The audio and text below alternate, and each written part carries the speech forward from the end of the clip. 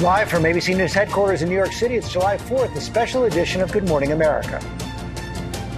And we certainly do say good morning, America, and happy 4th of July. We're taking the baton from David Muir because it's a 24-hour relay here, and we are glad to have you with us for our around-the-clock celebration for our nation's 250th birthday. Yes, our Disney Celebrates America Dream Team is live coast to coast. We have Rachel Scott on Ellis Island, Ginger in Michigan, Bob Woodruff at Disney World, and a whole lot more. Whole lot more. We're going to begin, though, with that fairy tale wedding that kicked off the holiday weekend. Taylor Swift, Travis Kelce at Madison Square Garden. And Allie's here with the details. Good morning and happy July 4th to you guys. The wedding of the year or the century, depending on who you ask. Their love story started almost exactly 3 years ago when Taylor performed in my hometown of Kansas City, where Travis plays for the Chiefs, becoming husband and wife last night at the world's most famous arena.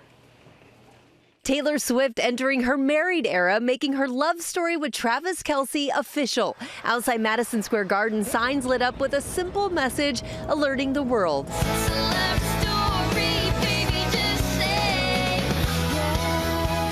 Inside, an enchanted evening capped off weeks of anticipation.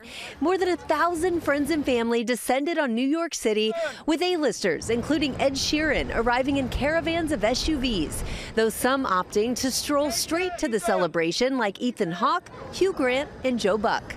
For the big day, the bride and groom wore custom couture Christian Dior, including a gown by the fashion house's creative director, Jonathan Anderson. This is his first for a celebrity wedding of this scale.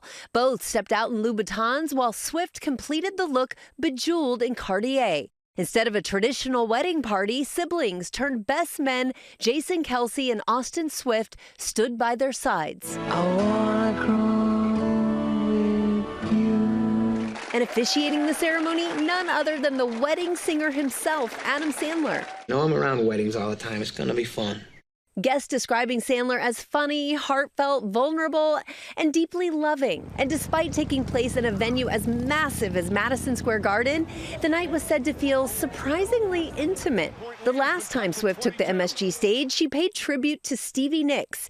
And reports say the rock icon was among the evening's performers. Outside fans who didn't make the guest list shaking it off, lining the barricades for what many called the wedding of the century. Just drove 12 hours from Indianapolis, Indiana to be here for this moment. The Empire State Building sparkling light blue in honor of the newlyweds. And the couple giving a wedding favor to America, making charitable donations in lieu of traditional gifts, millions of dollars, in fact. And I was just there for the NBA Finals, but we have heard that the Mecca would have been unrecognizable to sports fans. Yeah. And we can confirm that. We can confirm that, and we can confirm that. Yes, Stevie Nicks did perform. But it really was intimate, wasn't it, guys? As intimate as it could possibly be, given it was Madison Square Garden. And really, this garden inside the garden, it was just so beautiful. And it's hard to imagine that a place that big and a wedding with such stars could feel so personal and so intimate. Because they had their neighbors, their high school friends. It was like any wedding that you would attend. It was their dream wedding, and it really was amazing. Congratulations to both of them. Congratulations. Oh, and their vows. All right, they wrote their own vows. Little books. Yeah. You would expect nothing less from Taylor Swift. That's true. And on top of congratulations, thank you for inviting us. Thank you. That was very kind. Really appreciate it. And now we're going to go on to one of the first places in the nation to rise and shine every single morning, the stunning sunrise in Bar Harbor, Maine. It's a golden start to our nation's 250th birthday. Gio Benitez is there for us. Good morning, Gio. Hey, Michael, good morning. Happy 4th of July. Happy Independence Day on this incredible birthday here in America. And what a view we have here at Acadia National Park. This is Cadillac Mountain, elevation just over 1,500 feet. And we were able to witness the first sunrise in America and capture it all for you right here. So let's go ahead and show you that, because these images were captured by our ABC photographer, Tom Manning, here. 4:53 a.m. That is when we saw that sunrise. And it was such a special moment moment because so many people gathered here to watch that special moment. The history of this particular mountain is also so very telling because the indigenous name of Cadillac Mountain is actually Wapawak, and that means White Mountain of the First Light. How beautiful is that? The Wabanaki people, the original inhabitants of this mountain, they're known as the people of the dawn. And it was just really such a spiritual location here for so many of those people, of course, the indigenous people, but also the people of today who were witnessing all of this. And it was just so incredibly magical. And it was a reminder here, as we saw here on GMA with the 50 states in 50 weeks, that so much of the nation and the world, the beauty of it, can be captured right here in America, guys. Yeah, and we can see it right there behind you. Gio, thank you. This morning we want to recognize the brave men and women who protect our country. And right now, Marine cadets on Parris Island in South Carolina have just finished the final grueling test before officially becoming Marines. The test is called the Crucible, and our Faith Boubet is live on the scene for the tremendous moment. Faith, good morning. Tell us what's happening right now, Faith. Yeah, good morning to you, Robin. It's a deeply moving and powerful morning here on Parris Island. What we're looking at right now is the Eagle, Globe, and Anchor ceremony. After everything these recruits have been through, they're finally, for the first time, being called Marines. And I'll step out of the way so you can see what's happening. You see a drill instructor here in front of a recruit being handed that emblem in their hand, being spoken to and told about the services and sacrifices that they're about to undertake as new Marines here. It's a special day because it marks the end of the grueling 3 months of boot camp for these recruits. Also the beginning of the promise to serve. We just heard them just moments ago taking their oath, promising to defend this country, and what a symbolic thing to do on a day where we are celebrating America's 250th birthday. And once they're handed that Marine emblem there, they become part of the brotherhood. And nothing about this moment you're witnessing right now came easy for these men and women. The last 54 hours especially have been the toughest part of their training, physically and mentally punishing every way you can. And the test brings together everything they've learned in the last 11 weeks. It's a 13-week boot camp. This is only 11 weeks in, but now they're being accepted as part of the Marine Brotherhood. And you know, for a lot of these recruits, they just graduated high school. So this is one of the most powerful things they've achieved in their lives, their young lives so far. They've had to go without food. They haven't slept more than 6-8 hours since Thursday. They haven't showered in 2 days. They've been carrying their packs and rifles, about 40 to 60 pounds of heavy equipment as they go through obstacles, as chaos is being thrown at them. And they've been able to get through all of that. And finally, we're seeing them being called Marines, guys. And we're seeing the emotion on that young Marine's face right there. What a ceremony. Thank you, Faith. It's a hot, as we said, a hot July 4th for so many millions of Americans. Ginger, of course, is tracking that. She's at the stunning Sleeping Bear Dunes for sunrise in Michigan. And Ginger, 15 years ago, GMA viewers voted Sleeping Bear Dunes the most beautiful place in America. And I have agreed from 15 years and well beyond because, as you can see, people are already out here enjoying the turquoise water of Lake Michigan. And what I said earlier has been my sandbox, some of the largest sandbox that the United States has, and even the largest freshwater dune system in the world. If I were to go off this cliff and I could be running or rolling, you'd go 450 feet down to that water. And you look at our drone right now, you can really get a sense of how majestic this shoreline is here in northwestern Michigan. It is something that people probably have not seen and don't think is here in the state of Michigan, and why it's such a jewel to me. You know, I said it was my sandbox, but originally the Anishinaabeg and Ojibwe tribes used this as a hunting ground. So the glaciers is what built this part of Michigan as they pulled away, leaving behind these cliffs that erode and change constantly. Talking about changing constantly, let's talk weather, because we're pretty comfortable. We have seen the storms pass south of us. There are hundreds of thousands of customers without power, though, from Wisconsin all the way to New York, all thanks to those severe storms in the last 24 hours. And unfortunately, that heat dome is going to be perking up some more severe storms today. So if you're in Baltimore or Washington, D.C., parts of Virginia, Delaware, and even southern New Jersey, please know that we've got a level 3 out of 5 for severe storms. And this is after you have the potential for breaking records in in many places across the East Coast, guys. Please take extra care and more water breaks. Guys? Yep, definitely take caution, Ginger. Thank you so much, and a beautiful backdrop there you have behind you. And we're going to go to our nation's capital. Our chief White House correspondent, Mary Bruce, is on the National Mall. And Mary, good morning to you. You're at the top of a 110-foot tall Ferris wheel ahead of this afternoon spectacle. Good morning.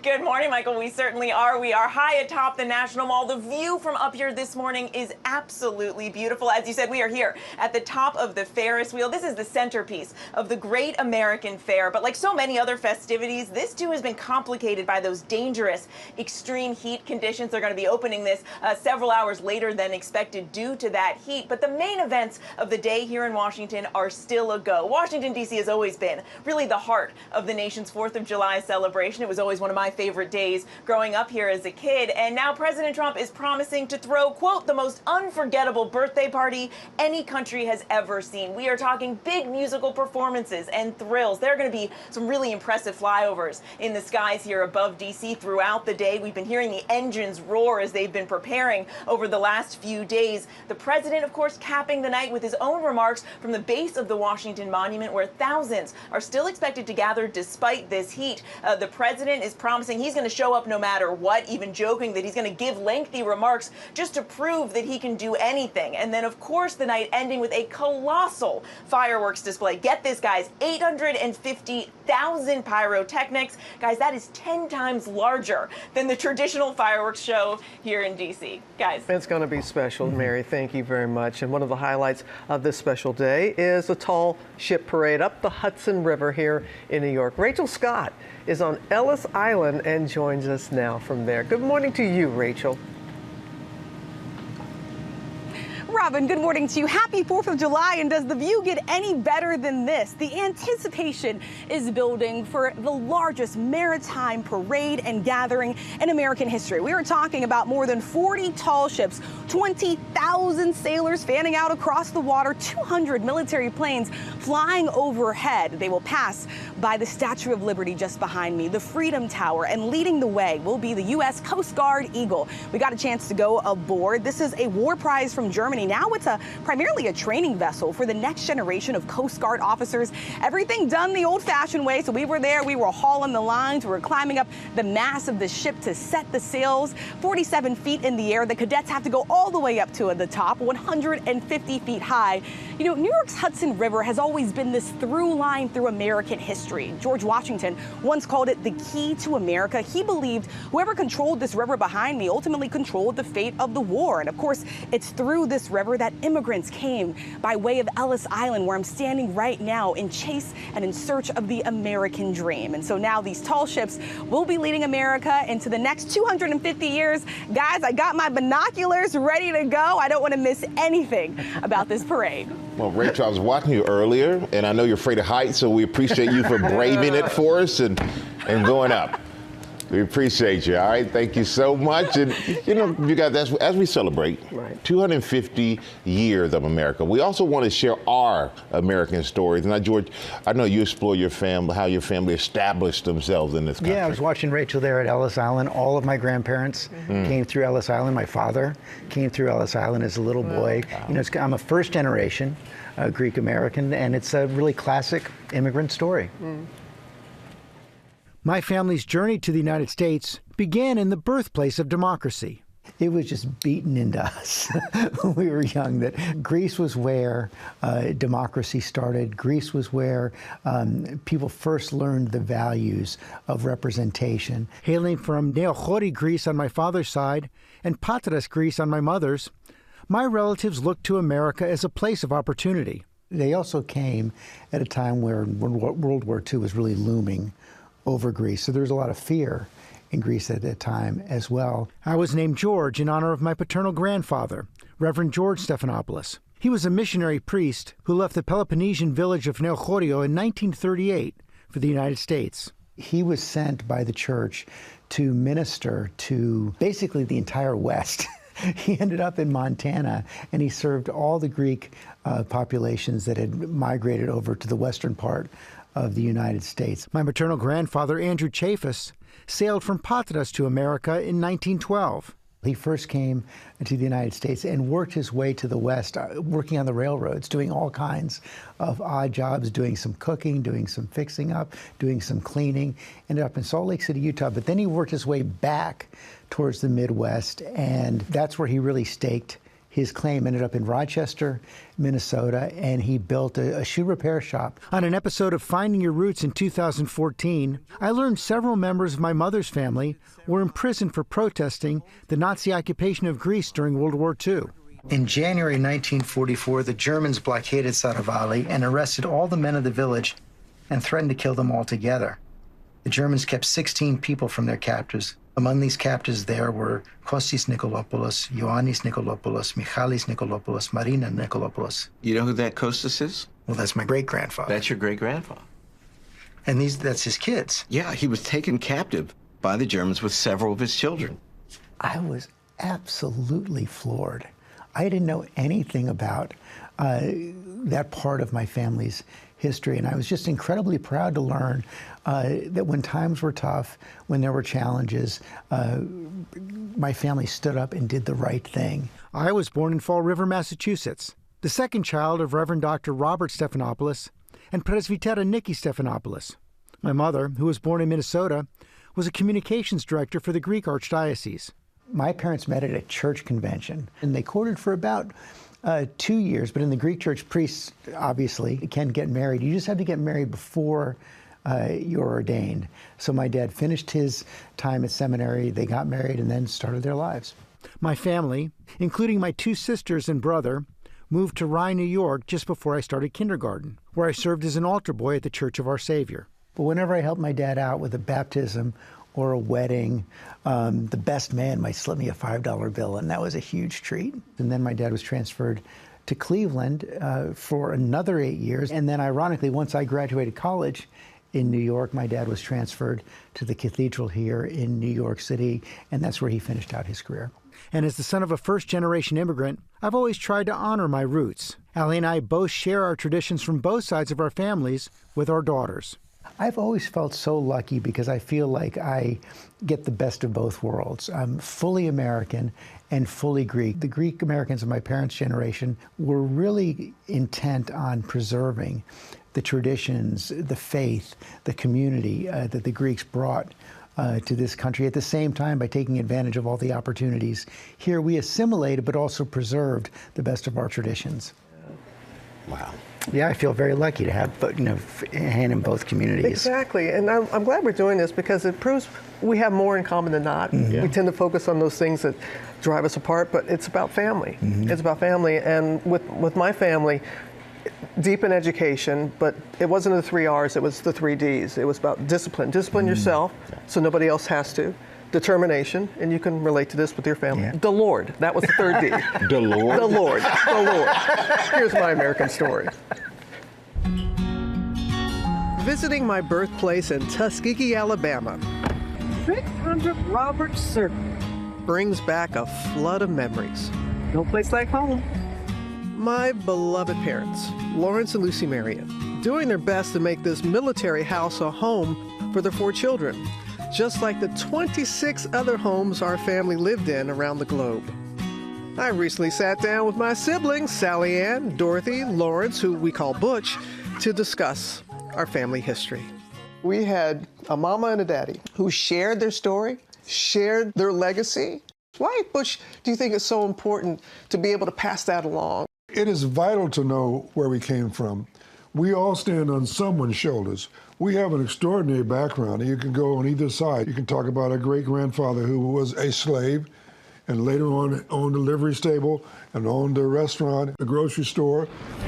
In his obituary, published in 1917 in the Shepherdstown Register, titled Death of a Worthy Colored Man, my great-great-grandfather J.M. Tolliver was described as not only industrious to an exceptional degree, but as a man of exemplary character in every respect. If we don't investigate, if we don't write these things down, if we don't share them with the family, they're lost forever. On my mother's paternal side, her grandfather, George Sudduth, owned a 120-acre farm in Alabama, but preaching was his true calling. Goodyear recruited heavily in that area of rural Alabama. And they joined in that great migration to the north, to Akron, as he did, founded the Church of God. These are stories of the American experience. Like grandmother Dorothy Henderson, my father's mother, who had the courage to reach out to a local New Jersey politician to help sponsor my dad's entry into the military. My mother proudly by his side since their days at Howard University.